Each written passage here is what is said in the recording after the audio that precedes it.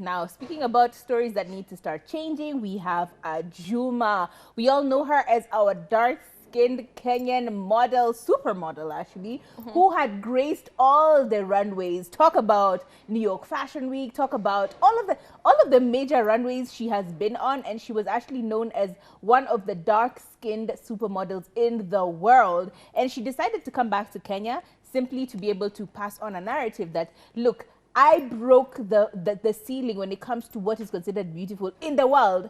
So let's come back home and try and break that mound as well. And this is what she had to say. She said, I came back and I wanted to break the barrier so badly, and the barrier being dark skin not being considered beautiful. She says that I even offered somebody to do a campaign for them for free just so they can put a dark-skinned girl like me on the billboard as to empower girls who are dark, who are my skin tone. But no. And now she's talking about the fact that it's hard, it's impossible to try and convince people that one thing is okay when the whole world is working against you. Like on the ground, kwa ground is different. We're all like, this is just a Kenyan, you know? Kwa ground, everybody just knows this is who she is. But in reality, when it comes to what we are shown, and when it comes to what is commercialized, you won't see that many plus-size women on commercials, will you? You won't.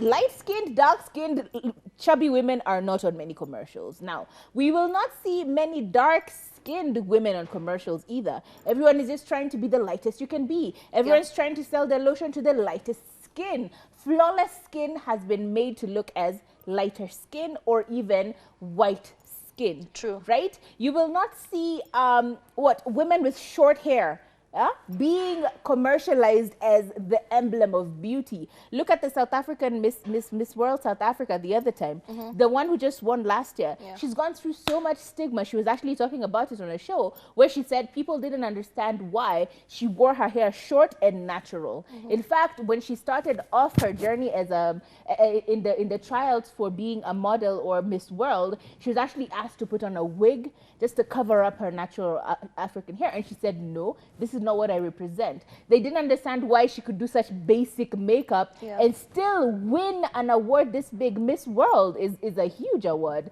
and yet she managed to win it. So I think the fact that Ajuma is out here trying to call us out about these things is true. These are valid points. You don't see it, and this is something we become very arrogant or ignorant about when it's not affecting us.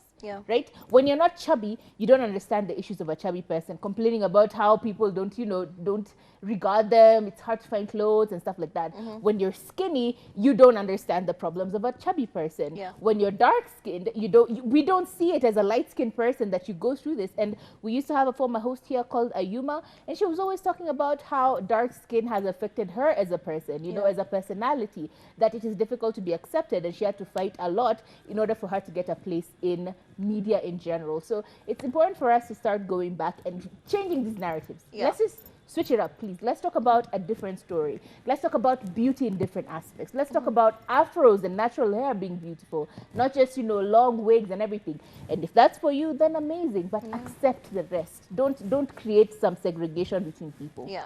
And I think we're quick to forget that this is like internalized colonialism, you know, the fact that a fairer skin is better than everyone else, the fact that long, silky hair is better than kinky hair. We forget that Caucasians actually naturally look like this, you know. They don't have to put in this is how they were born, and they're so proud of it. They want to like instill it on you, you know, like put it on you and force it on you. And this beauty standards that have been forced upon you, they're not you, because you know, you're African, you're beautiful, you're dark skinned. This is how you were born. You cannot change it. And when you do change it, it actually backfires you 9 times out of 10, you know. You'll have like 2 skin tones. You'll have knuckles are black, you know, your original color, and then the rest of your skin is bleached. And it's not really worth it, because, you know, in the long run, you know, you look back and you're thinking, why did I change from this to this? I was still beautiful back then. Why did I make the transition?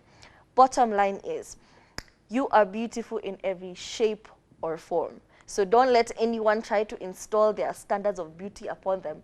Tell them to go away. Tell them, you know, go tell your father, go tell your mother, you know, just be very confident about who you are. And it's difficult. It is very difficult, especially like me, like a plus size model, you know. Yeah. Going for these gigs, I think I've told this story before, you know. Yeah. You find that the stylist only brought clothes for size 8 to size 6, size 6, 8, 10. The biggest size is a size 12. And you're a comfortable size 16, size 18. So you're like, you know, it's very difficult, but at the same time, you need to fight. You need to be vocal about people who are, you know, doing these things to you, people who are undermining you, people who are overlooking your brains and, you know, the things you can bring to the table simply because of the color of your skin or the texture of your hair. It's just absurd.